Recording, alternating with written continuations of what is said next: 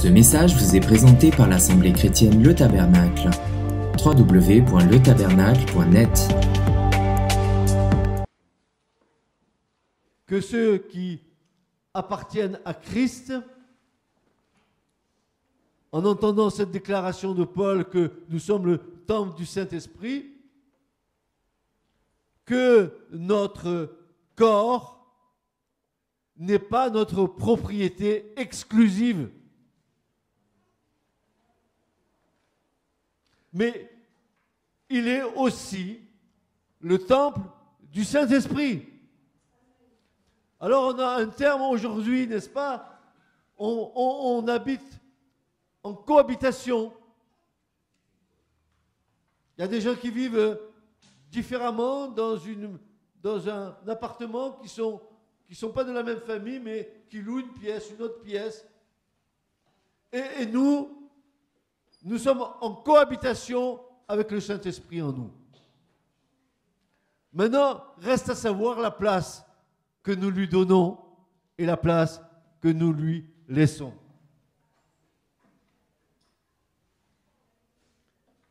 C'est peut-être un peu compliqué à comprendre, mais pas à croire, ni à vivre. Frères et sœurs, nous devons considérer comme un grand honneur que nous sommes le temple du Saint-Esprit. C'est un honneur pour nous. C'est plus qu'un honneur. Je ne sais pas, le mot est faible, que Christ vit en nous par son Esprit Saint. Je ne comprends pas tout, mais je sais et je le vis par la foi. Et je sais très bien qu'il vit en moi. C'est un honneur. C'est pour ça que Paul va nous déclarer, ne savez-vous pas que vous êtes le temple de Dieu et que l'Esprit de Dieu habite en vous? Point d'interrogation, il va le dire. Ne savez-vous pas que vous êtes le temple de Dieu et que l'Esprit de Dieu habite en vous? 2 Corinthiens 3,16. Si quelqu'un détruit le temple de Dieu, Dieu le détruira. 2 Corinthiens chapitre 3, verset 16. Car le temple de Dieu est comment? Est saint. Et c'est ce que vous êtes. Imaginez cette déclaration. Vous avez tous entendu ce que Paul vient de dire? D'abord, il nous interpelle. Mais est-ce que vous ne savez pas que vous êtes le temple du Saint-Esprit? Et que l'Esprit de Dieu habite en vous? Et nous verrons tout à l'heure ce que cela veut dire que l'Esprit de Dieu habite en nous. Nous croyons que notre foi en Christ est simplement, je dis Jésus, et que c'est suffisant. Nous nous trompons lourdement, vous et moi. Si nous croyons en cela, nous nous trompons.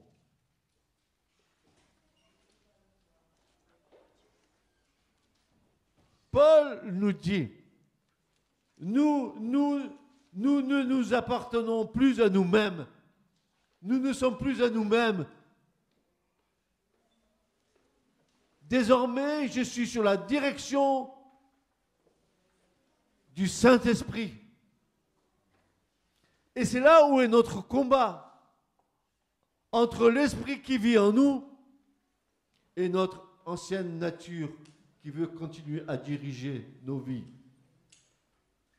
Je vous avais dit un jour, il n'y a pas très longtemps, je vous avais dit cette chose,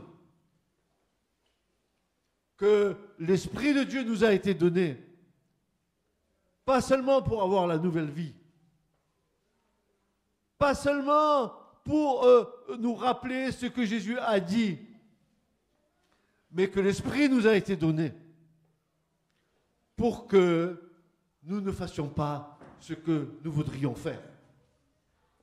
Que l'Esprit de Dieu combat contre la chair et que la chair combat contre l'Esprit, dit Paul dans Galates chapitre 5, afin que vous ne fassiez pas ce que vous voudriez faire. Et c'est là, frères et sœurs, c'est une bénédiction pour nous. Si l'Esprit de Dieu habite en nous, il va nous aider à vaincre la chair par l'Esprit.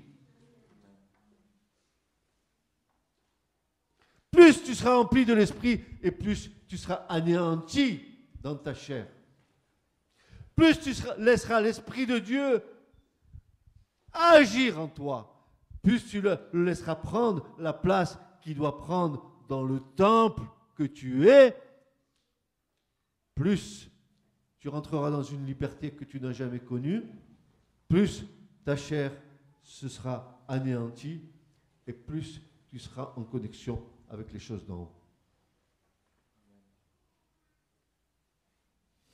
Il y a dans cette parole qui nous dit que nous ne nous appartenons plus à nous-mêmes une glorieuse réalité, mais aussi un solennel avertissement. Parce que notre corps est la demeure du Saint-Esprit, nous devons le préserver. Écoute, Église. Parce que notre corps est la demeure du Saint-Esprit, nous devons le préserver des souillures du péché et de le conserver pur. Tel est notre combat. Et le terrain du combat est vaste et va se situer à plusieurs niveaux.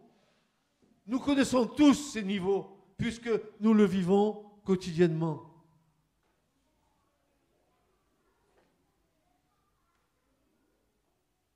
Heureusement, frères et sœurs, que le Seigneur ne nous a pas laissés sans armes, n'est-ce pas? Nous avons l'épée de l'Esprit, qui est la parole de Dieu, qui va nous aider à combattre nos pensées, nos désirs.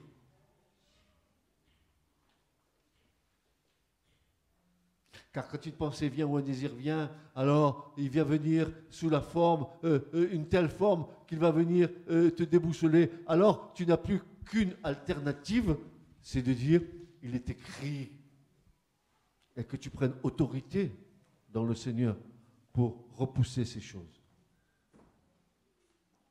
Vous êtes le temple du Saint-Esprit. Ça nécessite une prise de conscience et une prise de réalité dans nos vies. Nous disons des mots qui sont dans les Écritures et nous n'avons même pas la consistance de ces mots. Il y a des mots dans les Écritures qui sont lourds de sens et on les dit d'une manière tout à fait dégagée. Je suis le temple du Saint-Esprit. Mais je suis le temple du... Et ça nécessite quoi? Ça change quoi dans ma vie?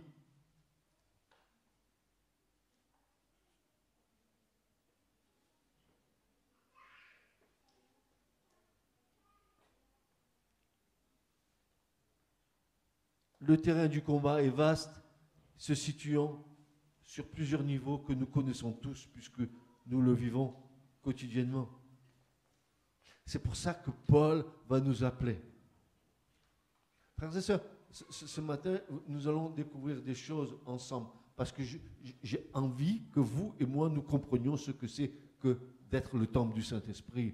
C'est pas une parole écrite, une vue de l'esprit, c'est une réalité spirituelle que nous devons vivre. Alors Paul va dire, à cause de ces choses, à cause que vous êtes le temple de l'Esprit Saint, fuyez l'impudicité. 1 Corinthiens 6, 18. Fuyez l'impudicité.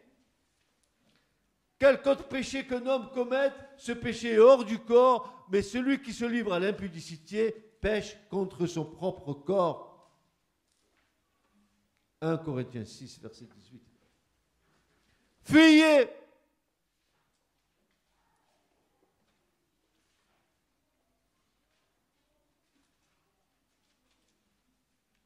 Et Paul de continuer, ne savez-vous pas que votre corps est le temple du Saint-Esprit qui est en vous et que vous avez reçu de Dieu et que vous ne vous appartenez point à vous-même, car vous avez été rachetés à grand prix.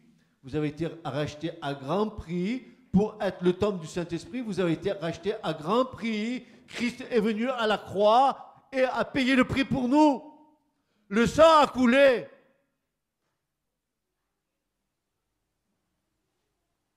Et Paul dit, mais ne savez-vous pas que vous êtes le temple du Saint-Esprit? Ça veut dire quoi cette histoire?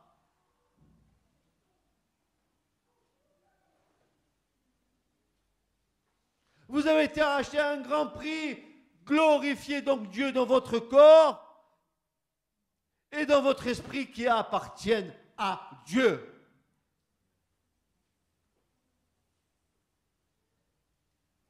Tu ne t'appartiens plus. D'ailleurs, c'est bien meilleur de ne plus t'appartenir.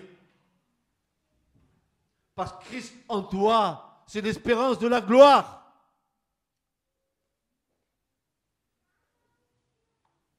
Tu ne t'appartiens plus.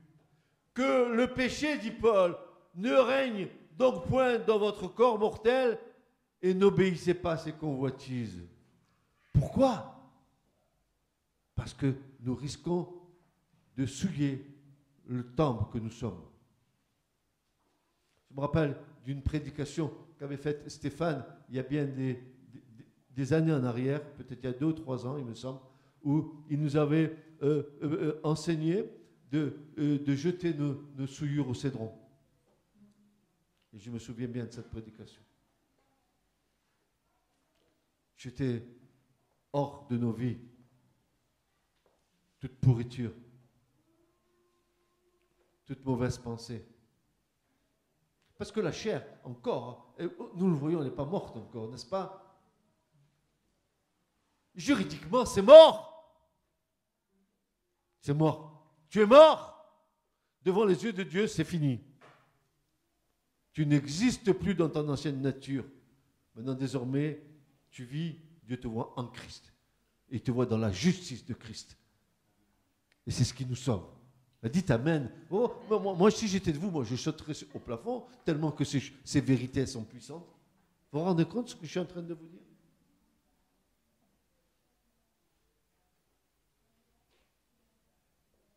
Attendez, on n'a pas commencé encore. Je veux aller loin avec vous ce matin.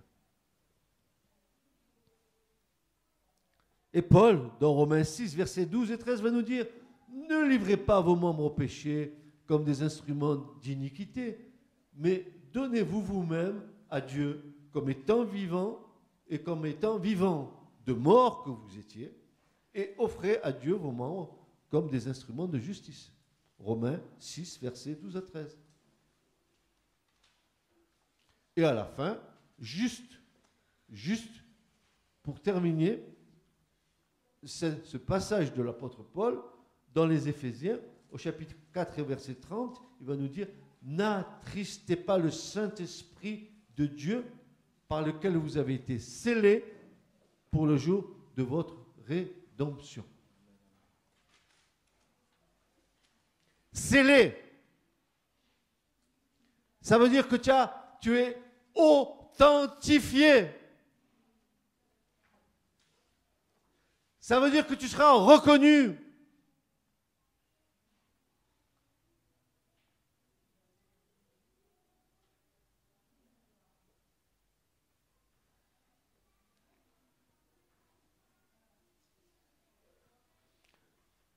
Voyez-vous, il y a quelque chose que je voudrais partager avec vous ce matin.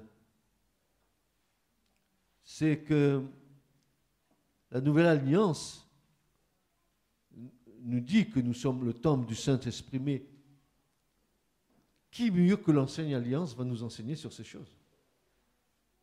Nous avons une description du tabernacle et du sanctuaire de Dieu dans l'Ancienne Alliance, quand Dieu a dit à Moïse de faire les choses, et que Moïse, nous verrons bien tout à l'heure ce que Moïse fit. Le tabernacle de Moïse doit nous enseigner à ce qu'est un temple consacré.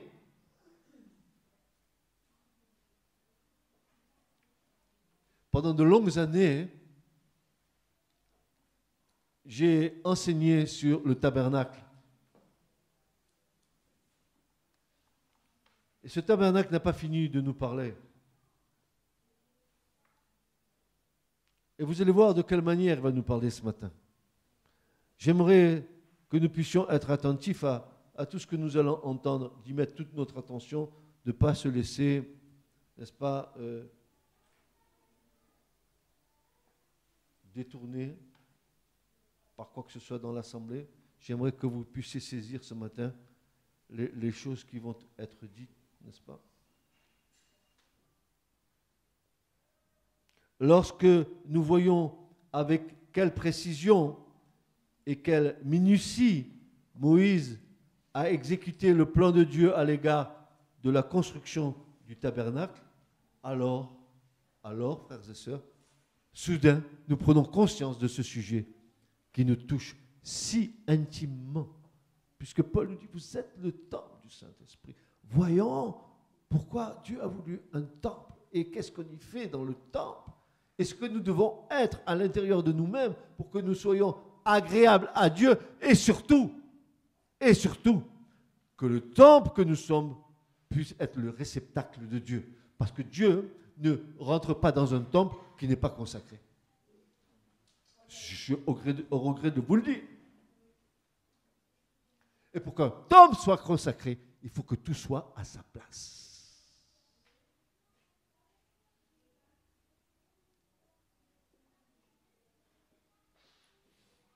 La description précise que Dieu donna à Moïse du tabernacle avait une raison essentielle et je dirais même une vision prophétique qui devait se prolonger, et c'est ce que j'ai un peu découvert.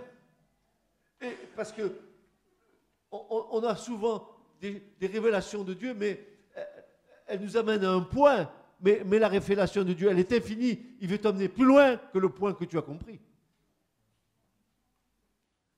La description précise que Dieu donna à Moïse du tabernacle avait une raison essentielle, et je dirais même une vision prophétique qui doit se prolonger jusqu'au millénium.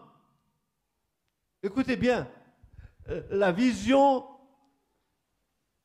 que Dieu donna à Moïse, c'est une vision qui doit se prolonger jusqu'au millénium parce que Dieu a déclaré, ils me feront un tabernacle et j'habiterai au milieu d'eux. Et ainsi, pendant le millénium, Christ habitera au milieu de nous.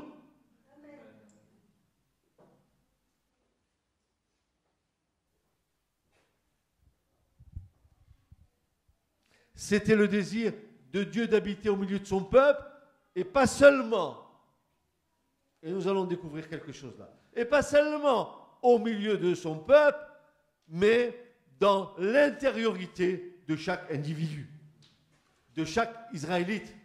Vous allez voir que le texte en hébreu, il est superbe, mais superbe. J'aime la langue de Dieu, et j'aime ce que Dieu a écrit, parce que dans ce qui a été écrit, il y a une puissance de Dieu pour nous.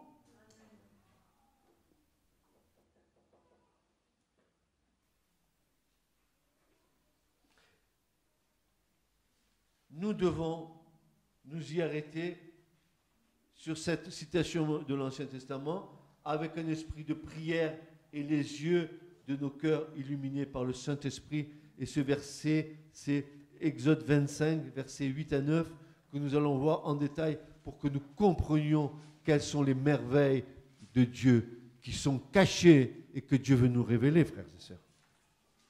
Exode, chapitre 25, versets 8 et 9.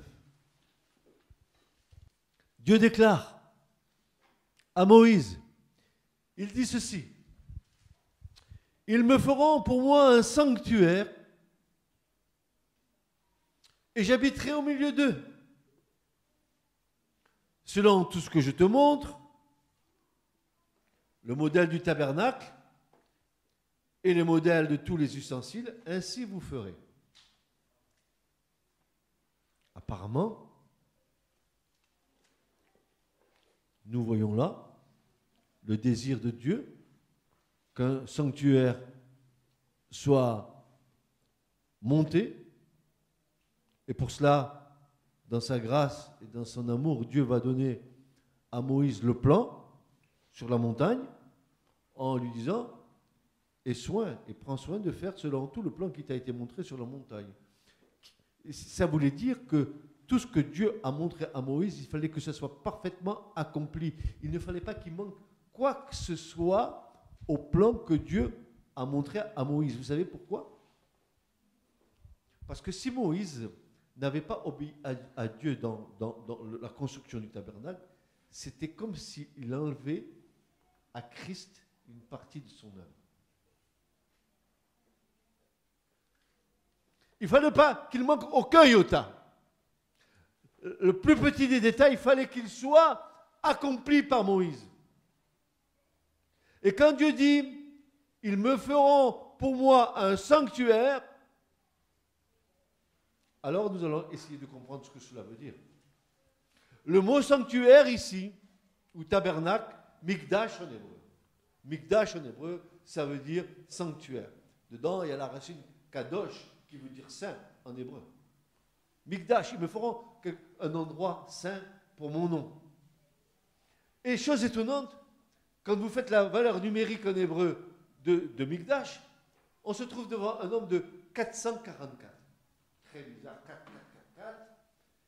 Et selon les sages d'Israël, si tu te trouves devant 444, tu vas te trouver devant 3 fois 4, 4, 4 qui fait 12.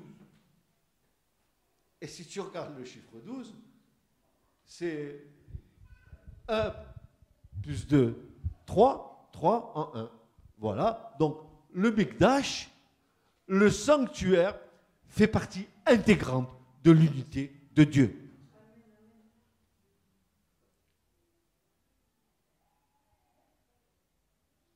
Et là, nous retrouvons les chiffres qui concernent l'unité de Dieu. Le tabernacle fait une partie intégrante de Dieu. Dieu lui-même habite dans son tabernacle. C'est pour ça que je vous annonce une bonne nouvelle, que le 3e temple, et vous pouvez diffuser l'information, peu importe, de toute façon ça sera écouté, le 3e temple, il ne sera pas construit par des mains d'hommes, il descendra directement d'en haut du ciel. Car Dieu n'habite pas une maison faite de mains d'hommes. Et le dernier sanctuaire qui sera sur la terre, le 3e, ce sera le sanctuaire où Jésus viendra officier à Jérusalem pendant le millénium. Et ça, ce n'est pas la main de l'homme. Comme la Jérusalem céleste descend du ciel, le 3e temple descendra du ciel. Vous vous rendez compte que le temple fait partie de Dieu. Il est issu de Dieu. Nous sommes issus de Dieu. Et le temple fait partie de nos vies. Vous êtes le temple du Saint-Esprit parce que le temple est en Dieu. Et toi, tu es en Dieu. Et le temple est en toi. Si du moins l'Esprit de Dieu habite en toi.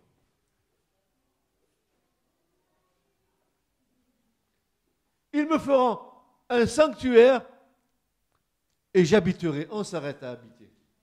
Alors nous, on habite, hein, on va habiter. Moi, j'habite à Restinclière, là-bas, dans la villa. Moi, j'habite là-bas à Villeneuve-les-Maguelones. Moi, j'habite là-bas à Nuit. Moi, j'habite... Non. En hébreu, habiter, c'est le mot shakan. Habitation, habiter. D'où le mot Shekinah. Vous savez ce que c'est que la Shekinah? C'est la nuée, c'est le Saint-Esprit. Et vous voyez très très bien que les 3 lettres de fondement d'habitation, la Shekinah, Shakan en toi. Ça veut dire que l'Esprit de Dieu habite en toi. Vous comprenez? Vous me suivez? Je prends le mot Shekinah. À nouveau, je dis, mais tiens, quelle valeur numérique a la Shekinah ou le verbe Shakan? Je regarde, 370. 370, c'est 7 plus 3, 10. C'est un Dieu à l'infini. La Shekinah fait partie de Dieu. Et qu'est-ce qui fait partie de Dieu? L'Esprit Saint. 3 en 1, 1 en 3. Père, Fils, Saint-Esprit. Et vous verrez tout le temps dans l'Écriture, chaque fois qu'on touche à la divinité, chaque fois vous retombez dans l'unité. 3 en 1 ou 1 en 3. Voilà. C'est clair, net et précis. Alors, quand Dieu dit, ils me feront un sanctuaire et j'habiterai au milieu d'eux,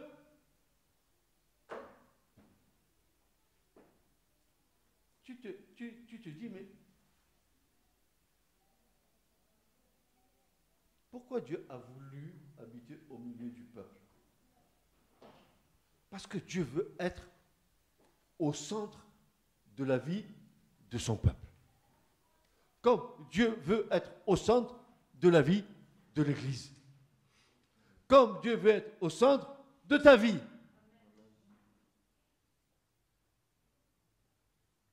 Et bien souvent, nous avons tendance à déboussoler l'image de Dieu de nos vies pour mettre notre propre image. Et au lieu que Dieu habite en nous, c'est moi qui habite en moi-même. Et c'est là où nous chutons. C'est là où l'orgueil nous met sur un piédestal. C'est là où nous n'avons pas compris et que nous continuons à vouloir dire Jésus alors que Jésus ne trône pas et ne règne pas et n'habite pas dans nos vies.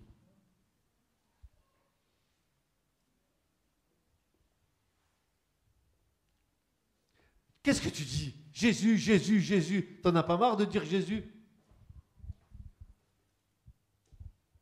T'en as pas marre de dire Jésus? Ce que je veux voir, c'est le Christ agir dans ma vie. Si je dis Jésus du matin au soir et que rien ne se passe dans ma vie, à quoi que ça sert? Va voir les Africains, ils vont t'apprendre les gris-gris. C'est pareil.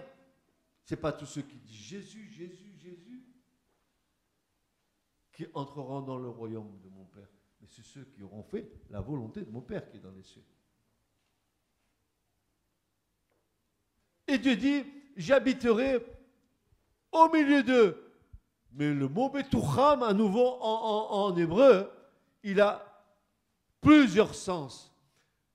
On aurait pu traduire comme il est traduit là, ils me feront un sanctuaire et j'habiterai au milieu d'eux, mais on peut faire aussi, ils me feront un sanctuaire et j'habiterai en eux.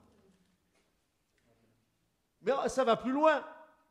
C'est que la version de la Septante, la version grecque du texte hébreu, vous savez comment ils vont traduire ça, eux? Les 72 rabbins, qui étaient dans 72 résidences différentes, qui avaient le même texte, mais qui n'avaient aucun contact entre eux, ont tous traduit la même chose. Et qu'est-ce qu'ils ont traduit là dans ce passage? Il va dire ceci, le texte de la Septante, ils me feront pour moi un sanctuaire et je serai vu en eux. Est-ce qu'on voit Christ en toi? Est-ce qu'on voit Christ dans ta vie? Je serai vu en eux. J'habiterai en eux. Et je serai vu en eux.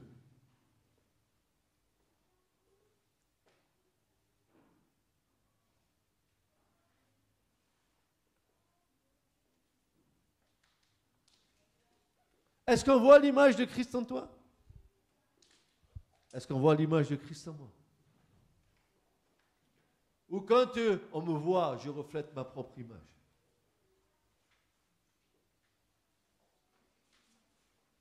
Je serai vu en eux. N'est-ce pas l'intention finale de Dieu de vouloir demeurer, habiter dans l'intériorité de chaque Israélite? Imaginez, frères et sœurs, que la nouvelle naissance, ce n'est pas une doctrine que Jésus a inventée. C'est déjà dans l'Exode. Mais c'est déjà dès le départ ce que Dieu voulait. Vivre en l'homme, en communion avec l'homme. Et pour cela, Dieu désirait avoir une place dans le cœur de l'homme. Je veux être un temple consacré à toi. Ok, on va chanter. Et on va le rechanter à la fin.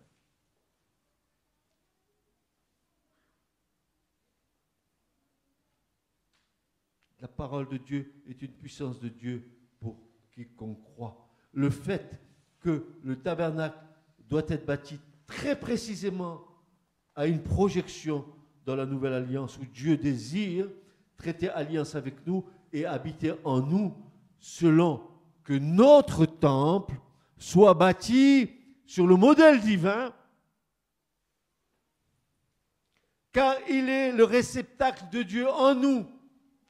Il faut que dans nos cœurs, tout soit placé à sa place pour que le temple, à un moment donné, puisse recevoir la consécration.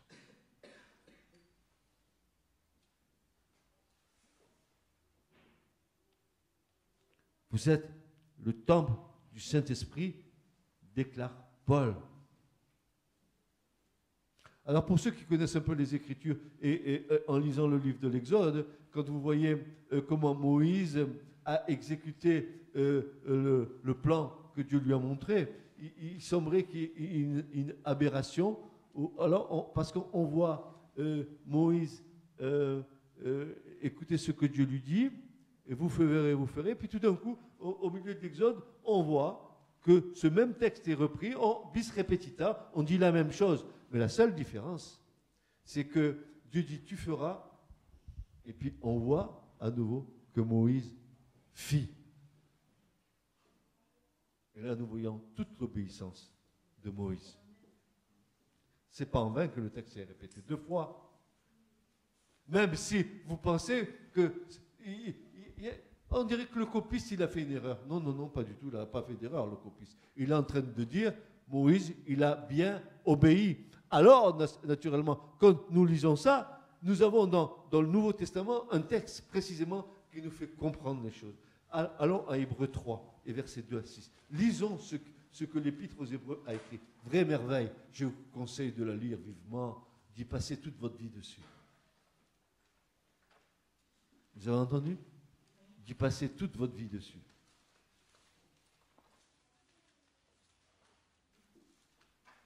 Voilà ce que déclare l'auteur de l'Épître aux Hébreux, dont on soupçonne fort que ce soit l'apôtre Paul, mais point d'interrogation, chacun fera son opinion.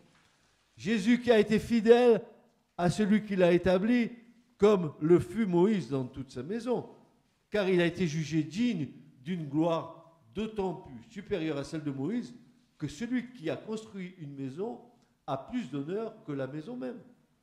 Chaque maison est construite par quelqu'un, mais celui qui construit toute chose, c'est Dieu.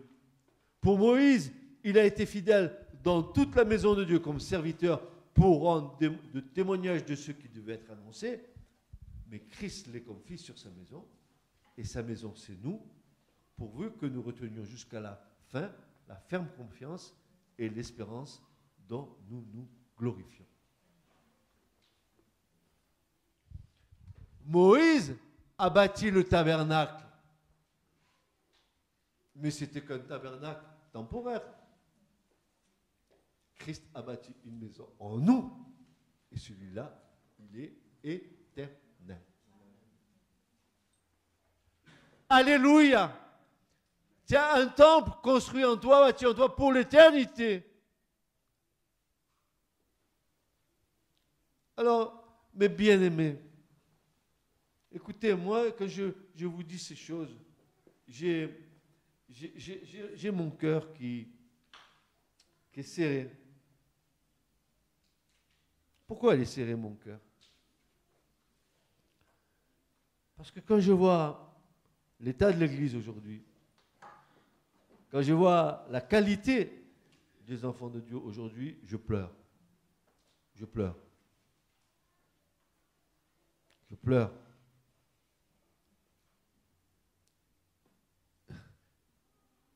Ils ont tout là. Tout est là.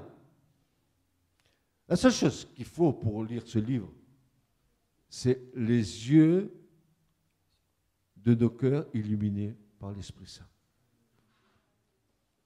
La parole de Dieu, tu ne la lis pas avec ton intelligence, tu la lis avec ton cœur.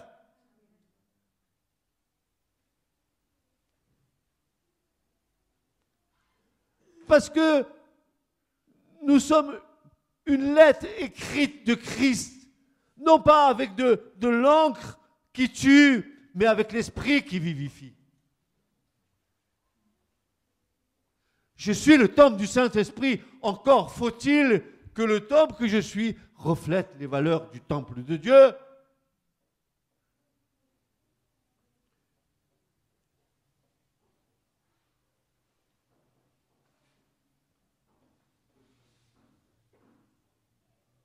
Chaque ustensile du tabernacle doit trouver sa place en nous.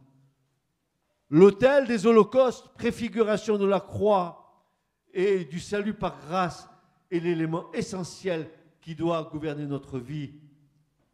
C'est pour cela que l'Éternel a dit à Moïse en Exode 29, 37, écoutez bien, il va dire ceci, pendant 7 jours, tu feras propitiation pour l'autel et tu le sanctifieras, et l'autel sera une chose très sainte. Kadosh akadoshim, saint des saints. La croix est une chose sainte. Qui touche à la croix reçoit en retour la sainteté de Dieu, la sanctification. Par le moyen de la foi.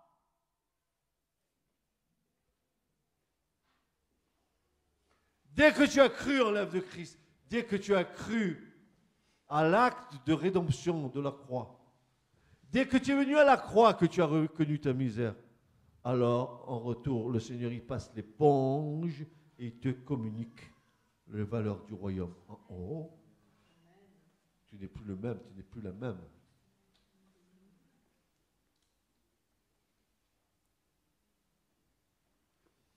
Tu n'es pas venu à Jésus parce que tu es passé d'une église catholique à une église évangélique. Tu n'es pas venu à Jésus parce que tu es passé d'une église à l'autre. Parce que tu es venu au tabernacle. Mais si c'est ça, tu te trompes. Tu te gourres totalement. Ce n'est pas ici que tu vas trouver ton salut. C'est avec un Christ et avec Christ. Tu te trompes, hein, si tu cherches les hommes et que tu cherches les bonnes choses. Il faut que tu cherches Christ.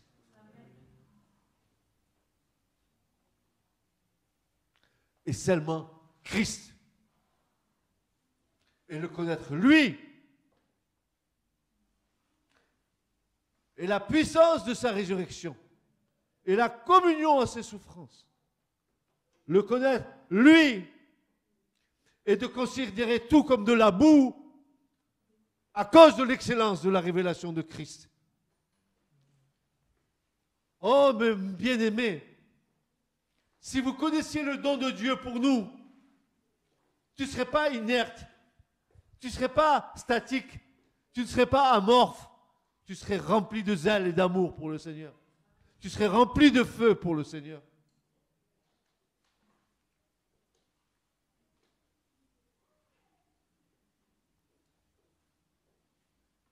Christ en nous, l'espérance de la gloire.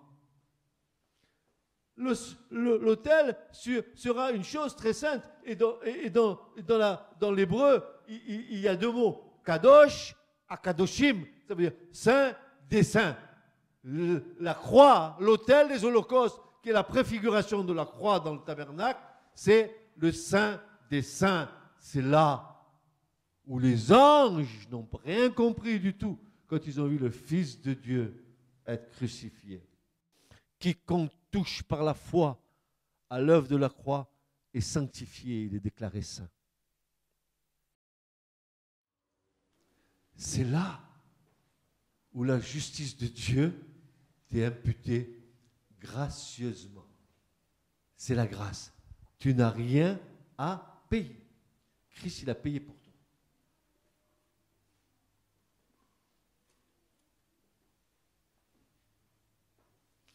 Si tu connaissais le don de Dieu, mais si tu saisissais par l'esprit toutes ces choses que tu es en train d'entendre là, en ce moment, c'est pas Francis, c'est l'esprit, tu comprends? L'esprit est en train de te parler, en train de te dire, mais réveille-toi, toi qui dors, et saisis les merveilles que je t'offre gratuitement.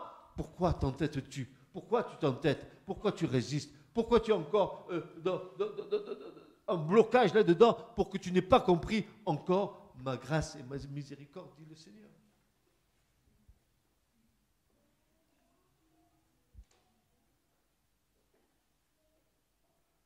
Ainsi, quand Moïse disposa les ustensiles dans le tabernacle, il fit deux choses essentielles. Deux. Premièrement, il disposa les ustensiles selon l'ordre de Dieu. Bon, il n'a pas mis la cuve d'airain là et la croix après. Non, non, non. Comme Dieu lui a commandé, il l'a fait parce que tout a un sens. Chaque instrument que Moïse a posé dans le tabernacle, c'est notre marche chrétienne.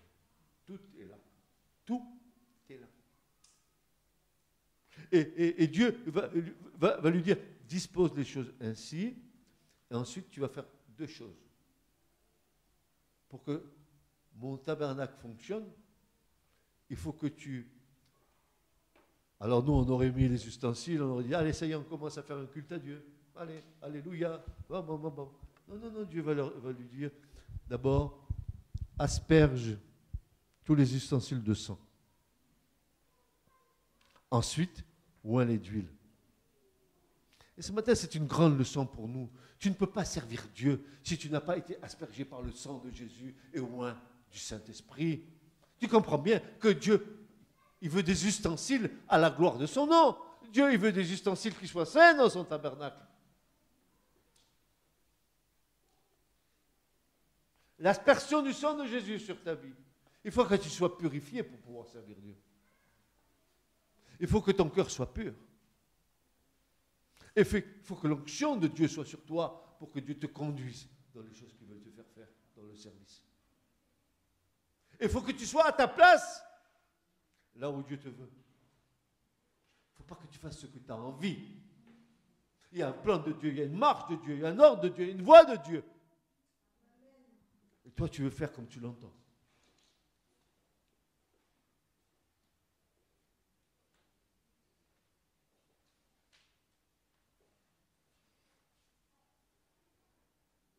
Exode 40, voilà ce que Dieu va dire. Il va dire, commence par l'autel. Tu oindras l'autel de l'Holocauste et tous ses ustensiles. Tu sanctifieras l'autel et l'autel sera une chose très sainte. Voici que Dieu, à nouveau, répète la même chose. Au moment où Moïse va placer tous les instruments du culte dans le tabernacle en Exode 40, Dieu va lui dire à nouveau que l'autel, c'est une chose très sainte. Très sainte. Dis avec moi, la croix c'est une chose très sainte. Dis-le, crie-le. La croix est une chose très sainte. Parce que l'Église a oublié la croix. Parce que l'Église, elle s'accommode du péché. Parce que l'Église, elle met l'adultère à l'intérieur des rangs de l'Église. Parce que l'Église, elle fornique avec le péché. Tu comprends bien?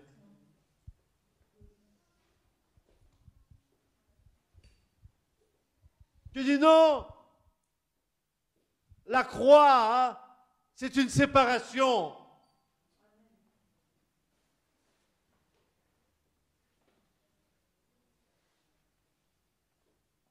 Non seulement Dieu dit tu fais comme ça sera très saint, mais au moment où Moïse doit faire l'inauguration du tabernacle, Dieu lui dit c'est là que tu dois poser l'autel et chaque instrument de culte dans le tabernacle, tu dois l'asperger de sang et l'oindre d'huile.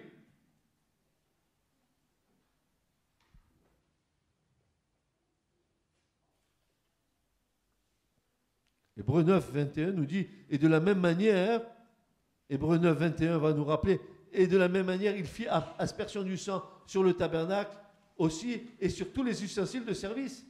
Et presque toutes choses sont purifiées par du sang selon la loi, et sans effusion de sang, il n'y a pas de pardon. Voilà, c'est clair. Hein? Le tabernacle, le temple que nous sommes, ne peut fonctionner correctement sans l'aspersion du sang sur nos vies et sans l'onction de l'Esprit, deux éléments essentiels à notre sanctification. La croix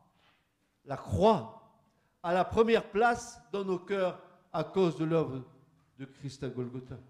Dans le temple que nous sommes, cette œuvre est inscrite dans nos cœurs par le Saint-Esprit. Elle est la première porte de notre temple. Un temple consacré à Dieu.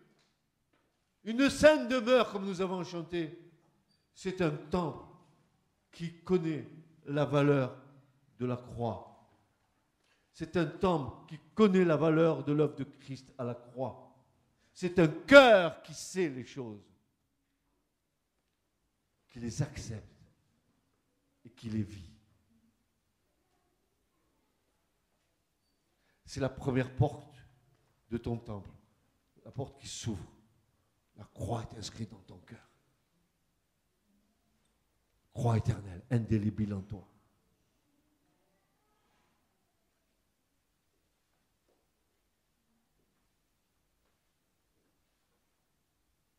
La croix à la première place dans nos cœurs à cause de l'œuvre de Christ à Golgotha. Dans le temple que nous sommes, cette œuvre est inscrite en nous par le Saint-Esprit. Elle est la première porte de notre temple. C'est la base essentielle d'une véritable consécration. Et c'est pour ça que Paul disait, malheur à moi si je n'évangélise pas, malheur à moi si je n'annonce pas la croix, Christ crucifié et Christ ressuscité, malheur à moi, disait Paul. Alors, pourquoi? Parce qu'il y a eu un avant Jésus-Christ et qu'il y a eu un après Jésus-Christ. Parce que le monde est marqué par la venue de Christ. Vous avez bien compris notre calendrier, hein? Avant Jésus-Christ, après Jésus-Christ. Mais il y a eu Jésus-Christ. Et toute l'histoire de l'humanité est marquée par cette venue. Puis, ce temple consacré à Dieu, une fois que la croix est plantée dans notre cœur, ce temple doit être lavé par l'eau. C'est le baptême ou la cuve d'airain dans le tabernacle. C'est notre mort, notre ensevelissement et notre résurrection avec Christ. Là encore, pour que ce temple soit dans sa plénitude, il est nécessaire que nous croyions à la résurrection d'entre les morts. Ah! C'est la base, un des piliers avec la croix essentiel au temple que nous sommes.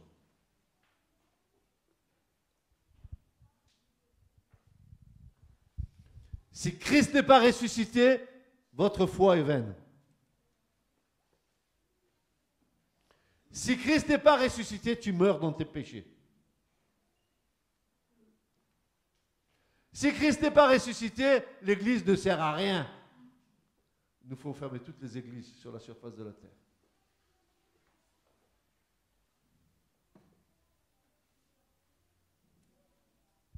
Vous connaissez le passage de l'apôtre Paul, qui va dire, peut-être que c'est bien de le lire, ça va peut-être nous donner du courage, dans 1 Corinthiens, il me semble, chapitre 15, et verset 13, il dit, mais si il n'y a pas de résurrection de mort, Christ n'a pas été ressuscité non plus. Si Christ n'a pas été ressuscité, et ce matin, je me demande ce que je fais ici, si Christ n'est pas ressuscité. Qu'est-ce que je fais ici, moi? S'il n'est pas ressuscité, qu'est-ce que je fous ici? Je vais chez moi, hein? Je vais sur ma chaise longue et je reste tranquille, je finis ma vie. Non, mais c'est vrai, je n'ai pas de chaise longue. Mais enfin, voilà. Mais s'il n'est pas ressuscité, comme dit l'apôtre Paul, notre prédication donc est aussi... Et votre foi est aussi vaine. Et même nous sommes trouvés de faux témoins de Dieu, car nous avons rendu témoignage à l'égard de Dieu qu'il a ressuscité Christ. Car si les morts ne ressuscitent pas, Christ n'a pas été ressuscité non plus. Et si Christ n'a pas été ressuscité, votre foi est vaine, vous êtes encore dans vos péchés. Ceux donc aussi qui se sont endormis en Christ ont péri. Si c'est pour cette vie seulement, nous avons espérance en Christ, nous sommes plus misérables que tous les hommes. Il a raison. Il a raison. Si on croit uniquement parce qu'on est vivant et qu'il n'y a pas de résurrection, allez, mangeons, buvons, allons nous éclater, hein, retournons dans le monde, et puis voilà, c'est bon. Paul dit, Christ est réellement ressuscité. Il y a 500 personnes qui l'ont vu. y compris tous les Thomas qui sont ce matin dans cette église.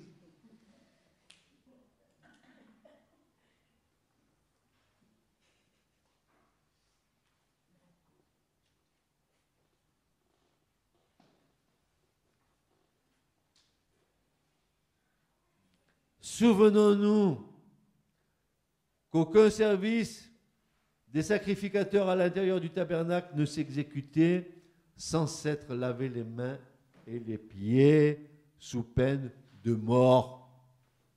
Ben, ça rigolait pas. Mais que ça ne rigolait pas, mes frères et sœurs. Vous avez vu, aujourd'hui, il y a une telle liberté pour servir Dieu qu'on fait n'importe quoi. Même des cabrioles par terre.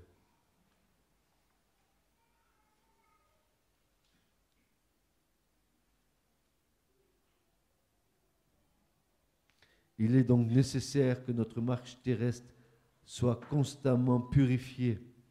Nous servons l'Éternel, notre cœur doit être pur. Nous sommes le temple du Saint-Esprit. Puis ensuite, cet homme que nous sommes, il a besoin de lumière. Oui ou non? Dieu est lumière, alors c'est une évidence même que cette lumière doit éclairer le temple que nous sommes. Notre homme intérieur doit vivre dans la lumière de Dieu. Nous sommes, pour ainsi dire, un chandelier qui a besoin de l'onction sainte pour briller.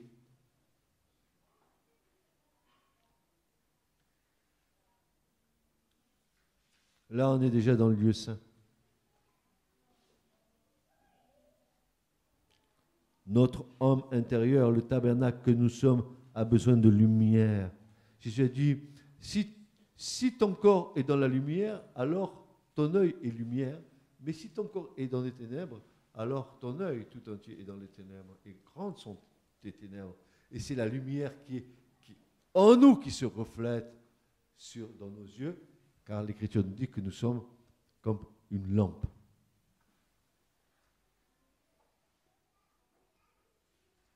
De même que l'homme intérieur a besoin de lumière, il a besoin aussi de cette nourriture qui se trouve dans le lieu saint pour être constamment fortifié par cette nourriture qui est la parole de Dieu qui doit être abondamment semée dans nos cœurs. Oui. Il y avait dans le tabernacle, juste devant le rideau de l'entrée, il y avait ce qu'on appelle Shulchan Bait Lechem. Ça veut dire la table de la maison des pains ou la table Shulchan Lechem Panim. Les pains qui se trouvent devant la face de Dieu, les pains de proposition. Et ça, c'est dans le lieu saint et dans la vie de l'esprit, on se nourrit de la parole de Dieu. Non pas une parole intellect, mais une parole qui est esprit et vie, et qui vient apporter la vie dans nos propres vies.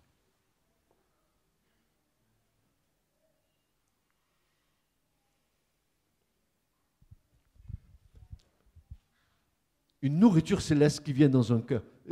Jésus a dit, je suis le pain de Dieu qui descend du ciel. Le pain vivant, je descends. Pourquoi faire?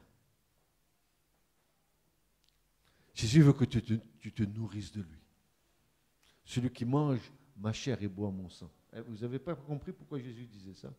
Il veut il veut être notre nourriture.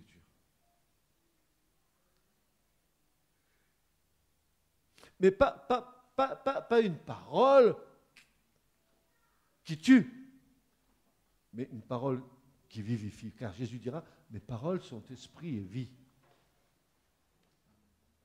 Et quand la parole de Dieu rentre en toi et qu'elle est esprit et vie, mais elle va te communiquer la vie. Les versets de l'Écriture, ils vont devenir vivants pour toi. Ils vont s'inscrire sur les tables de ton cœur. Les versets vont te parler, ils vont t'instruire, ils vont te diriger, ils vont te gouverner. La parole de Dieu, elle est comme un gouvernail pour ta vie. Quoi? Allons, tu n'as pas compris? Plus tu vas t'en nourrir, plus tu vas te développer, plus tu vas acquérir de l'autorité. jusqu'au jour où le Seigneur t'amènera dans sa puissance. Une parole de vie, ce n'est pas une parole issue de mon intelligence dans laquelle je dirais à Dieu de bénir ce que j'ai pensé. Non, une parole de vie, c'est une parole qui jaillit du cœur du Père et qui vient dans ton cœur. Dans ton cœur, dans ton esprit. Une parole indélébile qui ne sortira jamais plus de ta vie. Vous devez être une lettre vivante, vue et lue de tous les hommes. Lue.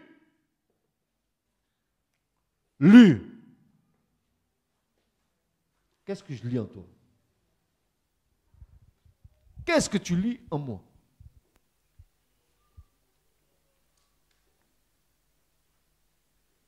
En toi, on devrait pouvoir lire les dernières nouvelles du royaume. Que dit l'Esprit Saint aujourd'hui? Tiens, on a plein de journaux, hein, Midi Libre, Var Matin, Var je sais pas quoi, Var Le Monde, l'Après-Monde, le Nouveau Monde, tout ce que tu voudras. Mais que dit l'Esprit Saint aujourd'hui? Quelles sont les nouvelles du royaume? Les nouvelles du royaume ce matin, c'est que le Seigneur est en train de te dire que tu es le temple du Saint-Esprit.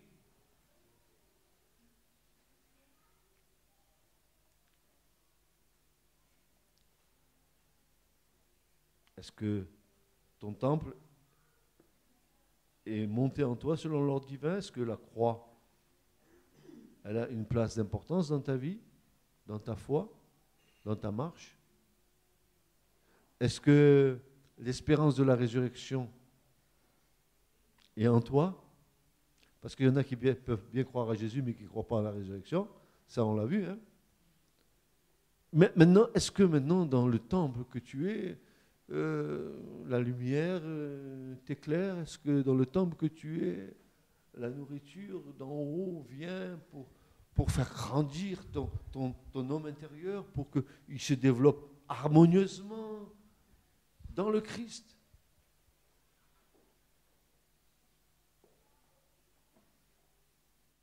Et puis on trouve une dernière chose dans le lieu saint, l'autel des parfums.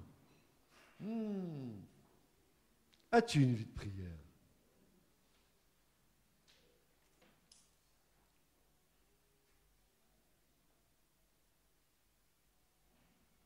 Chacun répondra. Est-ce que tu sais que tes prières ne peuvent être efficaces que si dans le temple, l'œuvre de la croix a été fondée, posée en toi? Je vais t'expliquer, regarde. Tu vas comprendre quelque chose ce matin, parce que ça, c'est tellement important. Vous savez que quand Dieu a demandé à Moïse et à Aaron d'inaugurer le tabernacle, il a dit à Aaron, avant d'allumer l'autel des parfums, tu vas faire une chose.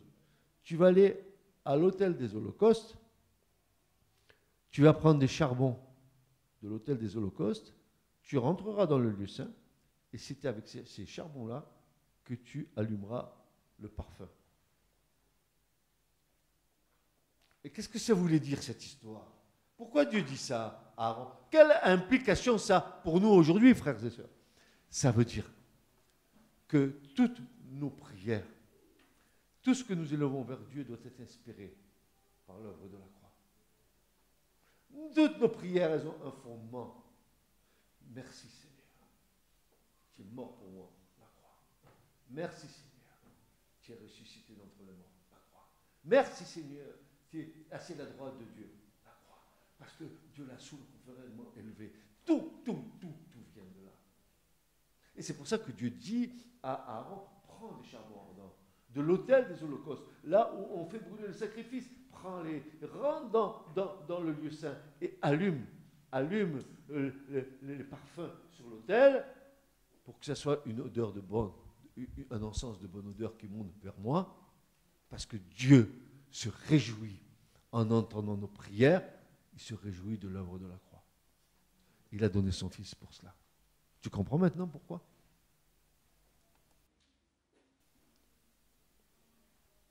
Afin que l'on selon les richesses de sa gloire, il vous donne d'être fortifiés en puissance par son esprit quant à l'homme intérieur, dira Paul aux Éphésiens en chapitre 3, verset 16.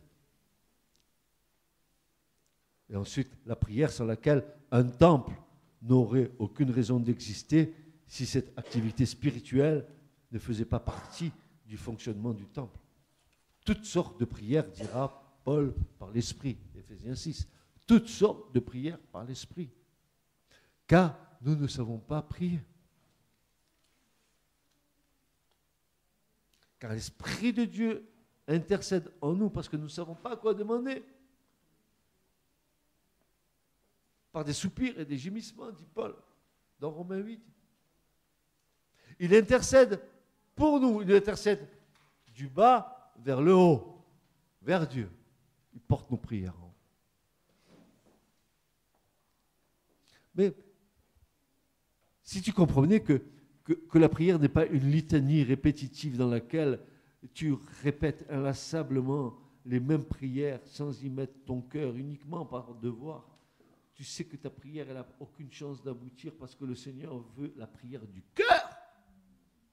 Pas la prière de l'intelligence, pas la prière du devoir, la prière du cœur, la prière du cœur, la prière du cœur.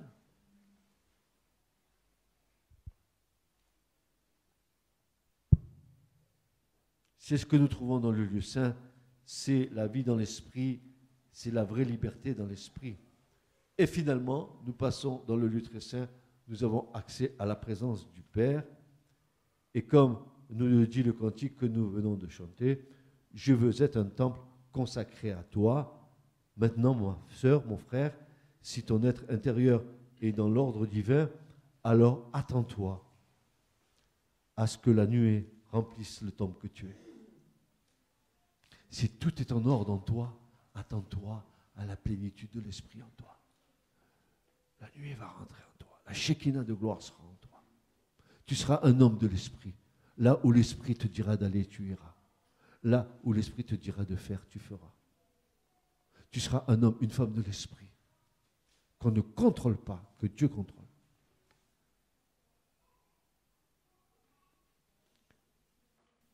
Une présence de Dieu qui te conduira et dans lequel le Seigneur trouvera son plaisir en toi. Son plaisir en toi. Ah, tu comprends. Tu comprends pourquoi nous vous avons chanté ce petit cantique juste avant la prédication. On va le rechanter maintenant. Je veux être un temple consacré à toi. Alors je te dis, Église, ce matin, mets de l'ordre dans ton temple. Replace les choses à leur place. Laisse le Seigneur là où il doit être. Ne te substitue pas à l'ordre divin. Laisse le Seigneur faire. Laisse le Seigneur placer les choses où il doit les placer. Ni par force, ni par puissance, mais par mon esprit, dit le Seigneur. Par mon esprit. Par mon esprit. Par mon esprit, dit le Seigneur. Ce message vous a été présenté par l'Assemblée chrétienne Le Tabernacle. www.letabernacle.net